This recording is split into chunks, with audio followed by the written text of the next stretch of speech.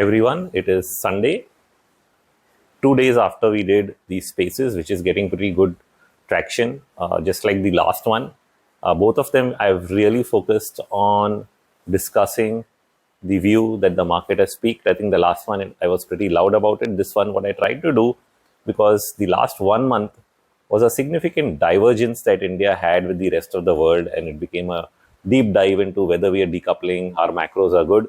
I said, let me bring in ideas from people who actually track that on the macro side, on the global side, and discuss it. And the clear, thought that I was trying to get out is that liquidity matters, and I think we are in a tightening liquidity environment.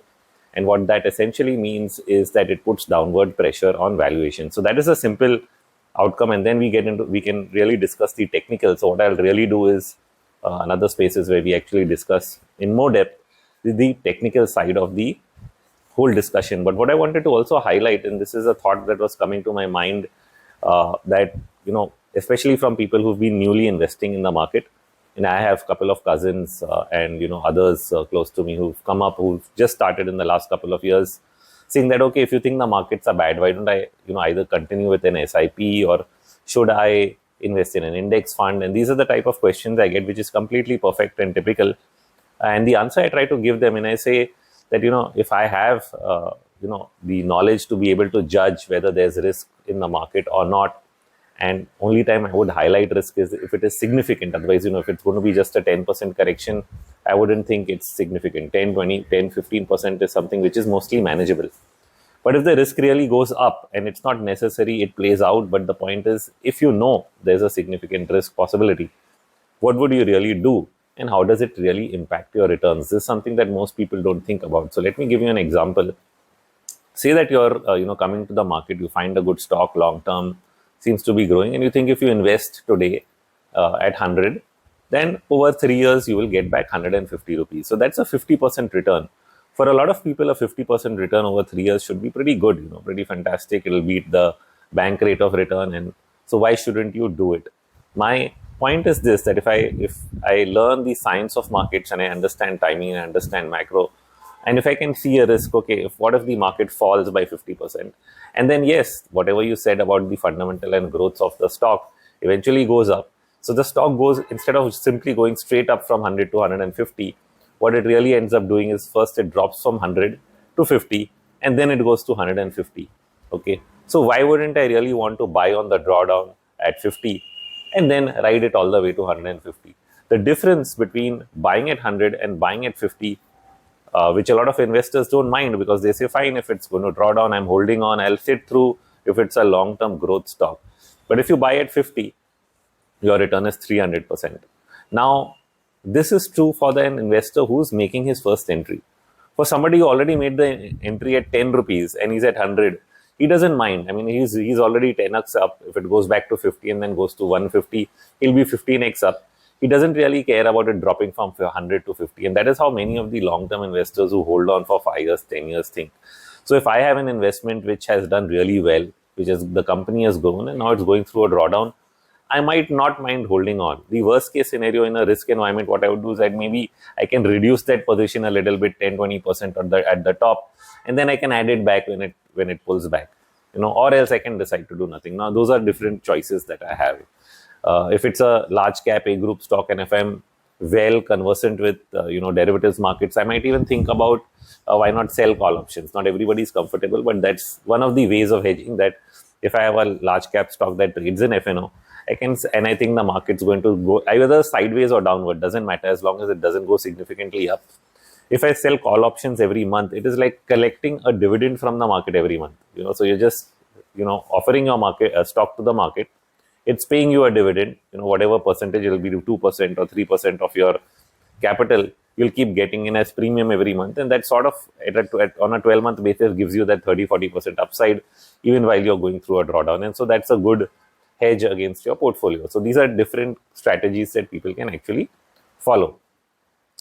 But if you're just simple, you're an investor, you're coming into the market, you might not, and if you're fresh, this is not what you want to go through, especially if you're coming fresh with a large capital. Now, if you're starting, okay, this is my first investment in my life, I'm starting with a 5,000 month SIP. it's not going to matter that you had a drawdown right at the beginning because you started with 5,000 and 3 years later you may increase 5 to 10 and then 15, and then your capital base will run into a couple of lakh rupees where it starts to matter. So that drawdown is something you'll not bother about and you're just building your portfolio. But if your capital size is already large and you're starting at 10 lakhs, you're starting at 50 lakhs, maybe you're a big investor, you start at 5 crores. Would you want to just come in and invest everything in the market and then sit through a 50% drawdown? And so that is where it becomes a completely different discussion. So why large investors, for example, prefer wealth managers or portfolio managers is because they run diversified portfolios that once you have created wealth, you want to protect it through diversified portfolios where you're only investing and not doing all these derivative and other strategies. So that is fair for someone with a large capital. But somebody who's small and trying to create wealth, why would I want to have an overly diversified portfolio? Personally, I would own not more than 10 stocks, or maybe worst case scenario in a strong market, everything is going up, I end up owning 15 to 20 stocks. But owning more than 15 to 20 is like, how can you even monitor that many companies? I can't do it. Funds believe they can, but that over diversification brings your return closer and closer to the index rate of return. So then how do you really outperform? So the only way to outperform is focus and remain in best companies that you really like, the ones that are performing best, always throwing out the ones that are not performing well, then adding new ones that you find. And as they keep performing, you hold on to them perpetually long enough. And if they've done significantly well, gone up 3 times, 5 times, 10 times, then you think about, okay, I should not sell too much of it. But if you're making your first entry, and that is where the starting point makes a lot of difference. For me, like for example, I quit Sharekhan in 2019 and I thought I should start investing. I got slowly into the market, though my view prior to 2019-18 had been that, we are in a bear market and we should be headed lower, which is what the mid caps were doing. They were not making new highs, lower lows all through 2018, 19, 20. So I didn't get too aggressive, but I did participate because, the tax breaks came in and I thought that was a bullish sign. And then the pandemic hit. When the pandemic hit, it became a great opportunity to get fully invested because that sell-off got you to a very good starting point. Even though some people recall and they say at some point once you had even thought about Nifty going to 5,000, it really doesn't matter what prediction you made. When you got to 7,000, you see it's an oversold condition and it starts to recover. It was a very good point to really start. I started with pharma, which was before the bottom even occurred because I thought maybe that sector's done. And then once it started to recover, the reflation trade kicked in by May, then became very clear that I should be more aggressive in the metals space. But the point I'm trying to make now, because metals did so well, they were like some of the stocks like Tisco up 6x. That ended up providing a big uptick in terms of the returns that you could get because your entry or the starting point was really right. So I've even had one of my, someone I know do an SIP in some of these funds all the way up throughout the bull market because he just started out as a fresh investor.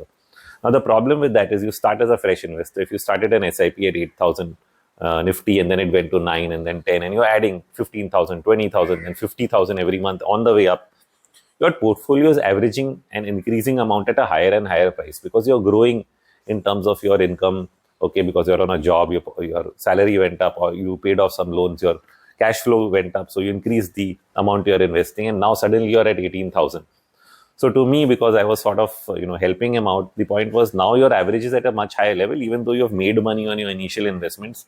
And it became a good reason for me to think that he should probably do the same thing that I'm doing, which is go into cash at a significant level and simply wait. And he's been asking me this question, should we really go into an index fund and all that? I gave him the same example. You're here, this is your average. If you get a 50% drawdown, not only you lose all the gains because you've invested an increasing amount of sum on the upside, but you don't get the opportunity to invest at the right level. And now you have a good corpus to really deal with. So this is how I think. And that is why I've never been a mutual fund investor in my life. So I'm not the right person to even tell anybody that you should invest in mutual fund. मैं ही नहीं करता हूँ, तो आपको क्या बोलूँ? The next question you're really going to be asking me, Rohit, do you really see a 50% drawdown? We are currently at 18,000. If we say 50%, it's 9,000. Now the point is this the end of a run in the broad market? Okay, so we have seen significant weakness in mid and small caps. Okay, that was, in fact, while I was even bullish till April, people were saying, "Arey, mere stocks mein to loss ho raha hai, how can you be bullish?" But it's my sectors and my choice. I was in metals the metal index made its high in April, and so probably that was my signal to finally give up on that sector. The tech sector, of course, topped out in January. Small caps topped out in January. And the small cap index in this bounce back has not even retraced maybe just a little over 50% of the entire fall that it has had from January to now. Okay, so the small cap has been the weakest performer. Mid caps have done a lot better because the mid cap index shows an 80% retracement. But again, that may be because of only a particular group of stocks going up. Otherwise, that may or may not be the case. So you should probably check an index that excludes a particular component. And then you, of course, have Nifty, which is just marginally gone above 78% retracement. So you have this, and then Bank Nifty, which has made a double top.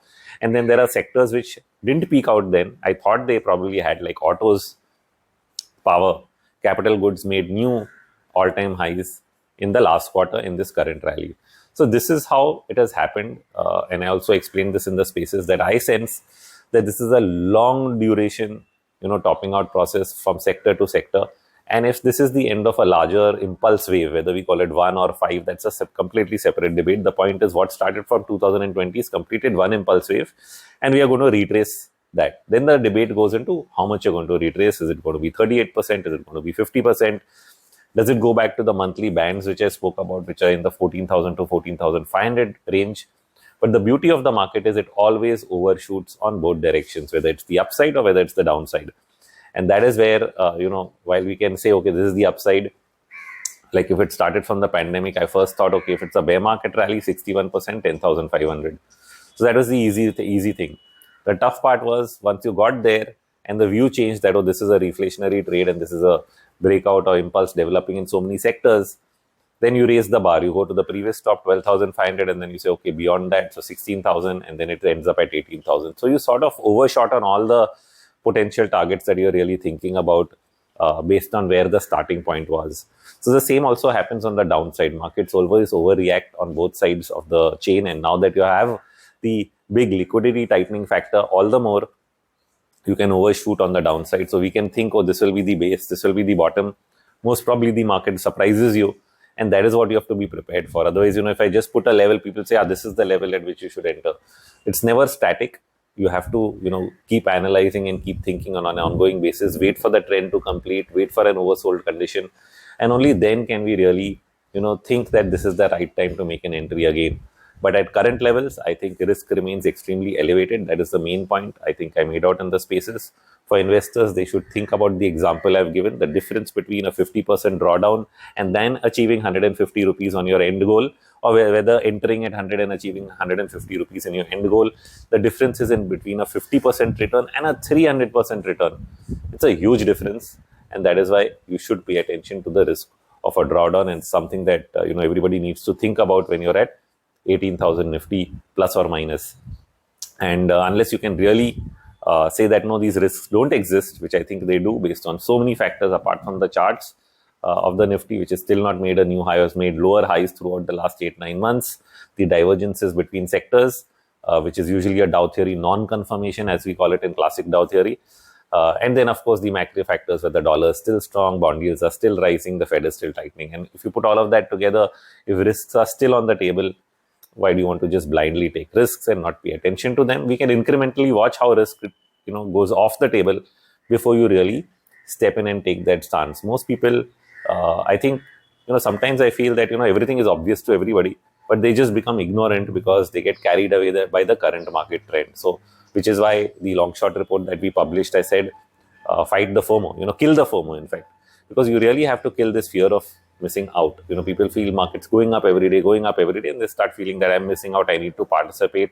They get in, and if they get in at the wrong time, a lot of people don't know how to exit. Psychologically, it's more an emotional imbalance rather than, having that capability that, I'm at a loss, stop out tomorrow morning. But mentally, people don't work that way, and which is why it's really important to have this view. And this is my view. What I'm telling you is think about the things that I'm talking about and writing about. If you're able to say, this is all nonsense, fine. But if this is important, I think it will make a significant difference in terms of how you think about your positioning and your asset allocation and what you should do. So that's what I wanted to leave people with, a thought on in terms of how we see markets and how you should see them. And Definitely individual investors, this is my thought, individual investors, when they buy stocks directly, can do far better if they end up picking a good number of quality companies than you do with an extremely over diversified portfolio. To me, diversification is something that you only do after you've achieved a certain size and certain wealth, and where you don't want a significant drawdown risk. So that's how the diversification thought comes in. But really, if you're starting out, you want to take less risk or more risk. You cannot get higher returns on low risk. It doesn't exist. And that's sort of why you come into equity. And if you're doing that, why do you want to reduce risk by over diversifying? So somebody who's a starter investor should not be thinking like this. All these things which are told to you are all just, they make you feel good, but this is not why people come to the stock market. They don't come to the stock market for lower returns, and lower returns don't come with lower risk. And therefore, if you're not a high risk taker, you're never achieving wealth goals. You might just achieve goals of minor compounding, which the index itself is doing, which is better than maybe a fixed deposit, hopefully, if there is no major drawdown.